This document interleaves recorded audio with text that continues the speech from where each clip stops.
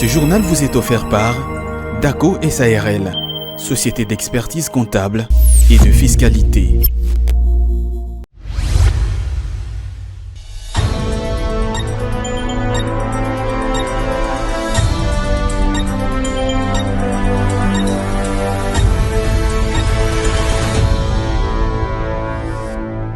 C'est l'heure de vous informer, mesdames et messieurs, merci de nous choisir pour vous informer. Nous, c'est Ecofin Télévision, je le dis tantôt au sommaire de votre journal, présenter les grandes innovations issues de deux lois promulguées par le chef de l'État, Félix Tshisekedi, en lien avec l'administration publique et définir les modalités de collaboration avec l'intersyndicale nationale de l'administration publique INAP était l'horizon de la rencontre entre le vice-premier ministre de la fonction publique Jean-Pierre Liao et une délégation de l'INAP le mercredi 16 juillet dans son cabinet de travail. Suivez. Dans le cadre de la vulgarisation de deux lois majeures promulguées par le chef de l'État, Félix Tshisekedi, en lien avec l'administration publique, Jean-Pierre Liao a réuni les agents délégués de l'intersyndicale de la fonction publique, ENAP. Au cours de cette séance de travail, le vice-premier ministre et ministre de la fonction publique a présenté en détail les principales innovations contenues dans les deux textes législatifs. Il s'agit de la loi portant statut général des agents de carrière de service public de l'État et celle relative au régime spécial de sécurité sociale des agents publics de l'État. Il a en outre mis en lumière les avancées en matière de recrutement, des gestions de carrière, des mobilités et des prises en charge sociales. Les agents et fonctionnaires que nous représentons manquent aujourd'hui les mains pour applaudir les chefs de l'État, pour remercier le gouvernement et dire grand merci au vice-premier ministre, ministre de la fonction publique, qui a porté cette loi au niveau du Parlement. C'est pour vous dire que les agents et fonctionnaires attendent l'application de cette loi et que le Congo soit reconnaissant envers ceux qui l'ont porté et nous qui l'avons proposé. Qu'il n'y ait plus de phénomène NU dans l'administration, qu'on n'ait plus les non payés, quelqu'un qui vient travailler qui n'est pas payé. Avant c'était une chose, maintenant ça sera autre chose. Et ce qui doit être maintenant, c'est l'application stricte des dispositions contenues dans la loi, notamment en matière de recrutement. À l'issue de ces échanges, le président de l'INAP, au nom de l'ensemble des membres, a salué la portée historique de ces réformes qui redéfinissent en profondeur la trajectoire de la fonction publique congolaise. 1,5 million de doses de vaccins, c'est ce dont la République démocratique du Congo a bénéficié du Japon pour renforcer le mécanisme de lutte contre la Mpox. Le diplomate japonais a procédé à la remise de cette dotation au ministre de la Santé publique. C'était le mercredi 16 juillet au Salon Bleu de l'hôtel du gouvernement. Cette dotation du Japon vient renforcer les efforts du gouvernement dans la lutte contre la Mpox. Il s'agit de 1,5 million de doses de vaccins remises au ministre de la Santé publique par le diplomate nippon.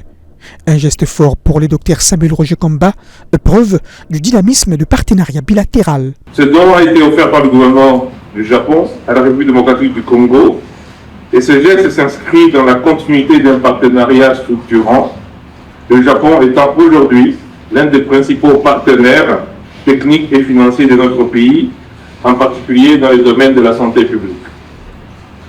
La Mpox, maladie infectieuse présente dans notre pays depuis plusieurs décennies, connaît depuis quelque temps une recrudescence qui est préoccupante tant par sa dynamique de transmission que par son extension territoriale. Face à cette réalité, le ministère de la Santé publique, l'Hygiène et la Prévoyance sociale, à travers l'Institut national de santé publique et de son centre d'opération d'urgence de santé publique, a mis en œuvre une réponse coordonnée, articulée autour de la surveillance, du diagnostic, de la prise en charge ainsi que de la vaccination.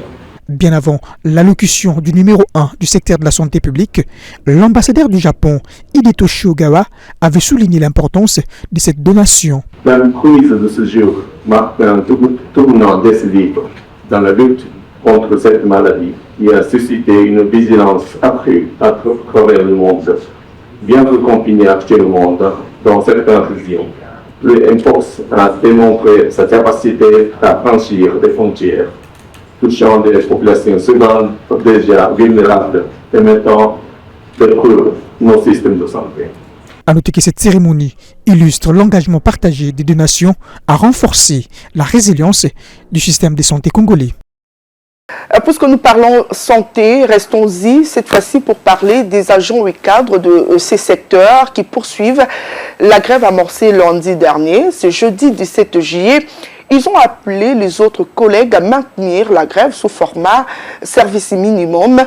Par la même occasion, le coordonnateur de l'intersyndicale, Jean-Fidèle Boyo, appelle le gouvernement à se pencher sur la question. Écoutez. Le plus mieux pour nous serait que le gouvernement puisse libérer ce qui était promis avant les 30 pour mettre en confiance les agents et cadres du secteur santé. Parce que tout le monde est fatigué des promesses non réalisables. Le PV que nous avons mis à la disposition des agents et cadres du secteur santé ne fait pas foi. Parce que trop de promesses, les accords non mis en œuvre. Et surtout qu'aujourd'hui, on vient encore de nous énerver encore une fois avec nos amis qui sont à Mamayemo, qui sont maltraités, qui ne sont pas considérés, qui ne trouvent pas leur place éthique dans la gestion de cette institution. Nous demandons seulement et exclusivement à la première ministre et chef du gouvernement de faire un effort de mettre fin à ce qui se passe à l'hôpital ex-Mamayemo. Si la première ministre et chef du gouvernement n'intervient pas, surtout dans le cas de Mamayemo, nous allons, et les cas de nos revendications, les agents et cadres du secteur santé vont aller dans une autre vitesse. Parce qu'il faut être plus clair que possible. Nous avons le premier problème qui n'est pas résolu, c'est ce qui nous a mené à la grève. Maintenant, le gouvernement, au travers de son gestionnaire de Mamayemo, crée encore un autre problème. Donc, nous sommes devant nous, il faut dire clairement deux grands problèmes que le gouvernement doit intervenir pour résoudre. Nous demandons au gouvernement, comme nous avons dit, de respecter ce qu'il a dit, de mettre les agents en confiance, et bien, de dire aux dirigeants de l'hôpital Mamayemo de cesser avec tous ces actes qui sont en train de mener contre les agents. D'un ministère à un autre, cette fois-ci, nous allons parler des hydrocarbures qui a lancé le mercredi 16 juillet dernier un atelier de renforcement de capacité de cadres et agents de son administration organisé à l'initiative du ministre Moulonde Osakombi au collège Boboto. Cette session qui s'éteindra jusqu'au samedi 19 juillet vise à doter aux participants des outils nécessaires pour mieux appréhender les enjeux techniques et économiques du secteur pétrolier et congolais. Jonathan Makila. Organisé dans la salle Monseigneur Miziwiroa du collège Boboto dans la commune de la Gombe, cette session des formations s'étendra jusqu'au samedi 19 juillet prochain. Elle vise à doter aux participants des outils nécessaires pour mieux appréhender les enjeux techniques et économiques du secteur pétrolier congolais. Au premier jour de la formation, les modules dispensés portaient sur la lecture, l'analyse et l'interprétation des rapports d'activité des opérateurs du secteur exploration-production pétrolière. Ces modules ont permis aux récipiendaires de mieux comprendre les systèmes pétroliers, les étapes de vie d'un gisement pétrolier ou gazier et la manière dont le pétrole est produit à partir des fonds jusqu'à la surface. Cette initiative s'inscrit dans une dynamique de professionnalisation de l'administration publique dans un secteur stratégique où l'État congolais entend mieux suivre et encadrer les activités des compagnies opérant sur les territoires nationaux. C'est ici le lieu de rappeler que le gouvernement congolais a récemment annoncé la mise en exploration de 52 nouveaux blocs pétroliers et question de diversifier son économie. Le vice-premier ministre de l'économie nationale, Daniel Moukoko Samba, a échangé le mercredi 16 juillet à son cabinet de travail avec une délégation d'entrepreneurs chinois venus explorer les opportunités d'investir en RDC. Pour Jean Télé Oudimba, qui a conduit la dite délégation. Cette visite a porté sur plusieurs aspects, notamment le désenclavement de la province du Sankourou à travers la construction de près de 1395 km de routes. Images et commentaires.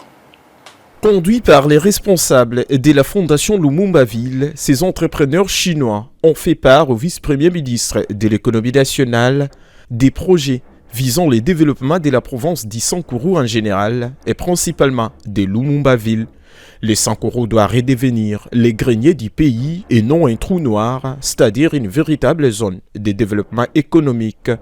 Et cela n'est possible que grâce à l'aide au développement par le biais des projets d'investissement portés par les entreprises, a soutenu le vice-premier ministre de l'économie nationale.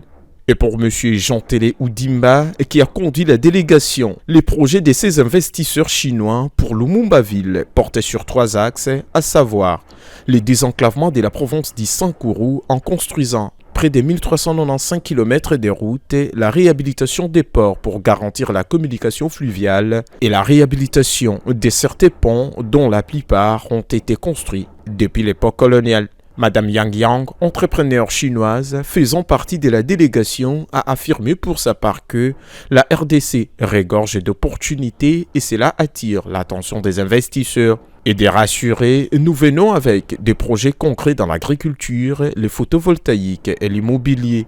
Nous souhaitons réaliser ces initiatives avec l'appui du gouvernement congolais et avec le soutien du ministre en charge de l'économie. Nous sommes convaincus que nous y parviendrons. Ces entrepreneurs chinois se disent aussi déterminés à mener à bout leurs projets qui exigent l'accompagnement de l'État congolais. Mettre en place des méthodes efficaces pour une bonne conservation de ressources naturelles, recycler le déchet, réduire le risque environnementaux et développer une volonté politique de développement durable dans différents secteurs. C'est ce qu'a affirmé ce jeudi 17 juillet Patrice Moussoko, activiste et défenseur des droits des consommateurs congolais. On l'écoute. L'économie verte, c'est un modèle économique de développement qui est basé sur le bien-être de l'être humain, de la gestion rationnelle de l'environnement et d'utilisation aussi des ressources naturelles. Les défis sont nombreux parce qu'il faut normalement recycler les déchets et utiliser aussi les ressources naturelles et réduire les risques environnementaux. Donc là, ce sont des défis. Mais en République démocratique du Congo, il faut une volonté politique pour que les ressources naturelles soient bien utilisées et avoir une politique de développement dans tous les secteurs de la vie économique. La situation de la RDC, il y a des espoirs, comme aussi il y a des inquiétudes. Parce qu'en République démocratique du Congo, les ressources naturelles, surtout les sites d'exploitation agricole, sont pollués. Donc il faudra d'abord protéger les maraîchers, parce que les maraîchers sont à la base de la production locale. Ça, c'est le premier élément. Deuxième élément, il faut des états généraux presque dans tous les secteurs. Et troisièmement, il faut aussi des investissements pour une économie verte. Poursuivant l'actualité, poursuivant sa visite d'inspection de chantier ouvert dans plusieurs zones de sa juridiction, la chef de l'exécutif provincial Fifi Masuka Saini a évalué la qualité de l'état d'avancement de travaux de construction de l'université moderne de Kolwezi, de la clinique universitaire, de la faculté de médecine ainsi que de la piste de l'aéroport international de Kolwezi. Fifi Masuka, accompagné du vice-gouverneur Clément Moufunji, a salué l'engagement des entreprises partenaires à livrer les ouvrages dans les meilleurs délais. Un reportage.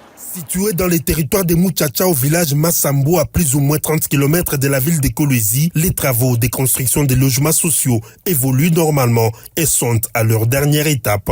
550 logements au total sont attendus. Ces maisons en cours de finition ont été visitées mardi 15 juillet 2025 par la gouverneure Marie-Thérèse Masuka Saini dans le cadre de sa tournée d'inspection relancée le lundi 14 juillet 2025.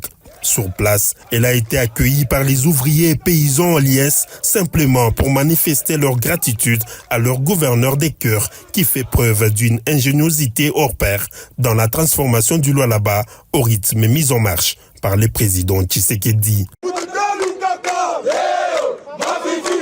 Ici, sous la conduite des ingénieurs de l'entreprise à pied d'œuvre, la gouverneure Marie-Thérèse Masuka Saini s'est imprégnée de l'évolution des travaux de ces habitations confortables dont la qualité n'est plus à démontrer. Des explications et présentations sur les niveaux actuels des travaux ont été fournies par les ingénieurs à la gouverneure Marie-Thérèse Masuka Saini qui se faisait accompagner du vice-gouverneur Clément Mufunji et de quelques membres de son cabinet. La visite a également concerné quelques maisons déjà finies et meublées. La deuxième étape de la visite du jour a concerné les bâtiments destinés aux garçons de l'orphelinat Mama Denise Nyakeru Tshisekedi, situé dans l'agglomération de Musompo, toujours dans les territoires de Muchacha, avec une capacité d'accueil de plus de 340 enfants, une dizaine de dortoirs, un réfectoire, une salle informatique, une salle de couture, un bureau administratif, une pharmacie, une bibliothèque, 3 salles d'études, une infirmerie, un bureau du médecin, ainsi que des installations sanitaires répondant aux normes hygiéniques ont été construits. Les travaux ont sensiblement évolué à la grande satisfaction de l'autorité provinciale qui a encouragé les ouvriers. Je suis très fière de vous. Merci.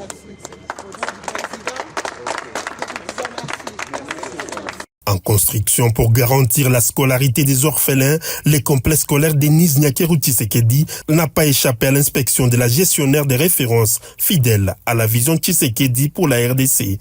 Un bâtiment à étage comprenant 12 salles de classe, 6 pour l'école primaire et 6 pour l'école secondaire, ainsi qu'un bâtiment pour l'école maternelle ont été visités. Après ces larges tours d'horizon d'environ 2 jours pleins, Marie-Thérèse Masuka Saini n'a pas manqué d'exprimer son satisfaction en constatant combien la pensée de Tshisekedi fait rayonner le Lualaba. Munaleta fierté ya Congolais, ya kusema Congolais anaingaka bintu binaonekana, bintu bya mapendo. Hakuna mingi ya kusema, mumashiku kidogo mnanyonyesha ke muko capable ya kuyenga Lualaba ina vile. Mimi mpikia asante jua kutufikisha kule kutokea bakwanza nikufatana na kazi ya mikono ile mwe mko nayo. Ces chantiers initiés au profit des filles et fils du Lualaba viennent s'ajouter à plus d'une dizaine d'autres inaugurés les mois derniers par les présidents de la République. Restons toujours au Lualaba. La gouverneure Fifi Masuka a remis cette fois-ci le mercredi l'intendard de commandement au nouveau commissaire provincial de la police au Lualaba. Cette cérémonie marquant l'entrée en fonction du général Roger Isio et de ses 3 adjoints s'est déroulée à la tribune du cinquantenaire sur le boulevard Laurent Désiré Kabila en présence de plusieurs personnalités politico-administratives, militaires et policières. Suivez. C'est ici, à la tribune située sur le boulevard Laurent Désiré Kabila, que la cérémonie de la remise de l'étendard par la gouverneure Marie-Thérèse Masuka Saini au nouveau commissaire provincial de la police nationale congolaise s'est déroulée ce mercredi 16 juillet 2025.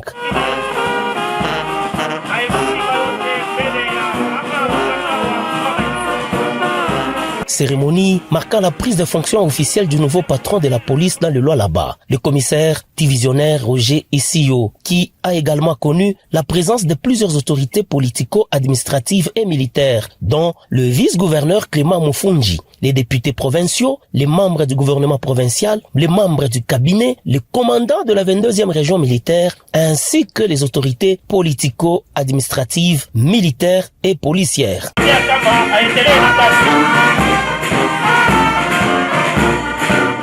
Après la lecture des ordonnances présidentielles nommant le nouveau commissaire provincial de la police et ses 3 adjoints, la gouverneure Marie-Thérèse Masuka Saini a remis l'étendard au commissaire divisionnaire Roger Issio, symbole de commandement de toutes les unités de la PNC Lualaba. Ordonnance numéro 25, barre 190, du 28 mars 2025, portant nomination de commissaires provinciaux au sein de la police nationale congolaise.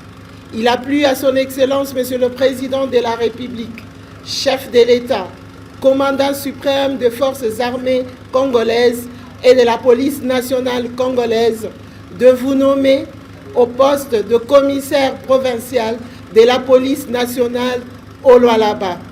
Je vous remets cet étendard, symbole de votre commandement, que vous défendrez jusqu'au sacrifice suprême. Et toutes mes sincères félicitations.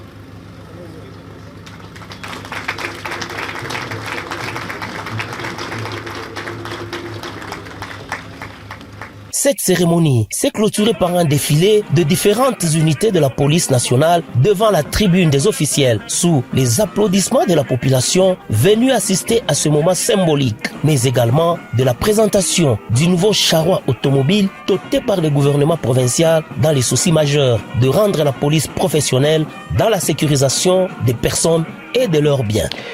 La présidente de l'équipe Simba Kamikaze de Kolwezi a pris part mercredi 16 juillet à une messe d'action de grâce célébrée à l'église paroissiale Anwarit Nengapeta en faveur de l'équipe Simba. Cette cérémonie spirituelle visait à implorer la protection divine pour le joueur de Simba qui s'apprête à disputer la finale de la Coupe du Congo prévue pour ce dimanche 20 juillet 2025. Retour sur le fait.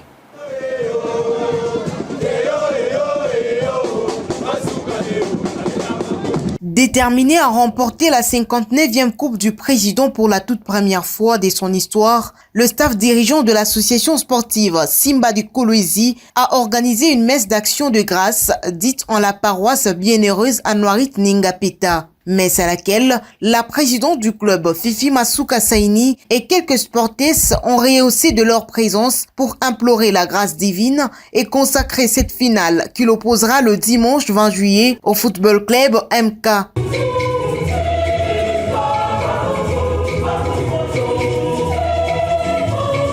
Devant la présidente du club rouge et blanc de Kolwezi, Fifi Masuka Saini, entièrement dévouée à l'Éternel son Dieu, l'officiant du jour, l'abbé Patrick Moussankeng, a exhorté le kamikaze à demeurer serein et prier pour leur club qui est à quelques minutes d'écrire une nouvelle page de l'histoire du football congolais. Nous allons donc ensemble demander à Dieu de voir le parcours que nos frères ont pu faire. Et maintenant qu'ils sont au bout, que leur joie, qui est aussi notre joie, puisse être couronnée par la victoire pour laquelle nous prions ce soir.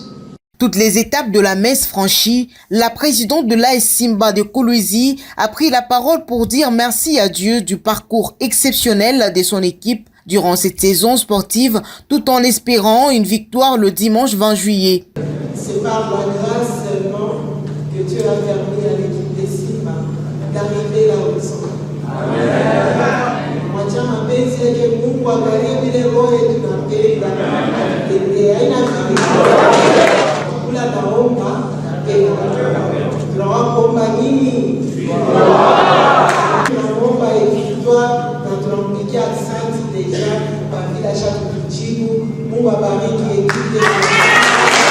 C'est pour la première fois qu'une équipe de Kolwezi parvient à franchir une étape si importante de la phase finale de la Coupe du Congo. Unis comme un seul homme, le kamikaze de Kolwezi ne jure que sur la victoire de leur équipe. C'est ces rappels de titres qui bouclent complètement cette édition sur Ecofin Télévision. Vous nous avez suivis. Merci de l'avoir fait. Ce journal vous a été offert par DACO SARL, société d'expertise comptable et de fiscalité.